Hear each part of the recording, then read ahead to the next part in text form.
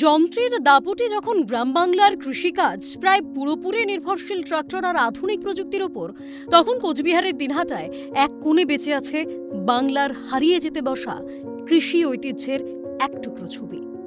একজোড়া বলদ, কাঠের লাঙল আর মাটির গন্ধকে সঙ্গী করেই আজও জমি চষে চলেছেন প্রবীণ কৃষক পরেশ রায়।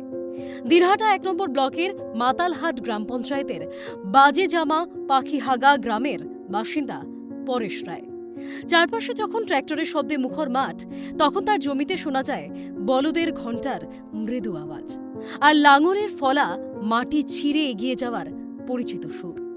পরেশবাবুর কাছে কৃষিকাজ শুধুই উৎপাদনের বিষয় নয়, এটি প্রকৃতির সঙ্গে সহাবস্থানের এক জীবন দর্শন। তার বিশ্বাস, বলদ দিয়ে চাষ করলে মাটির স্বাভাবিক গঠন অটুট থাকে।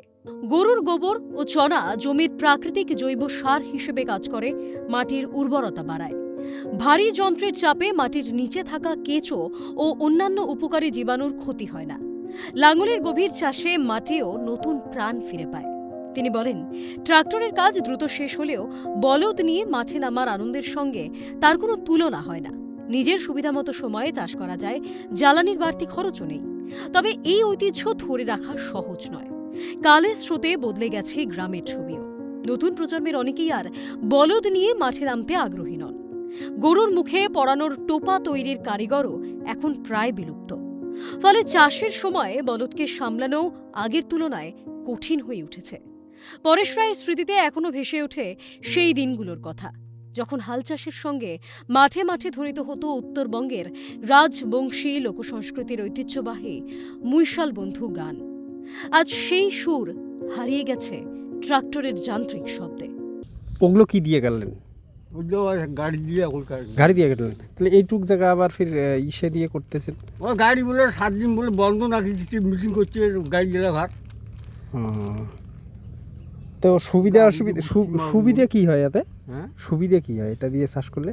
এটা দিয়ে সুবিধা করলে মনে কি অল্প ভূমি তো, আর হাল দিয়ে করি কাটবো আজ না কাটবো, কাল পরশু কাটবো। এইটুক চাষ করতে কতক্ষণ লাগলো তাও? কোন ঘন্টা নাগিল। ঘন্টা। এই অবস্থায় গাড়া যাবে এখন?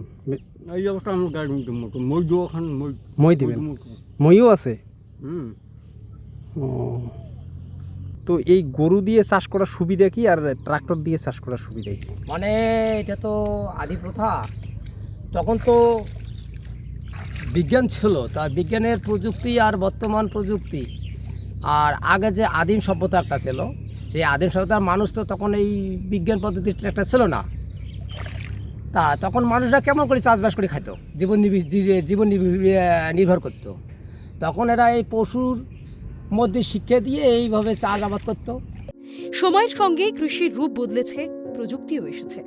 তবুও পরেশ রায়ের মতো কয়েকজন কৃষক এখনো মনে করেন মাটির সঙ্গে সম্পর্ক শুধু উৎপাদনের নয়, অনুভূতিরও। তাদের হাত ধরেই টিকে আছে গ্রাম বাংলার এক প্রাচীন কৃষি ঐতিহ্য, যা শুধু চাষের পদ্ধতি নয়, বাংলার লোকজ সংস্কৃতি, পরিবেশ বান্ধব কৃষি এবং শিকড়ের গল্পও বলে।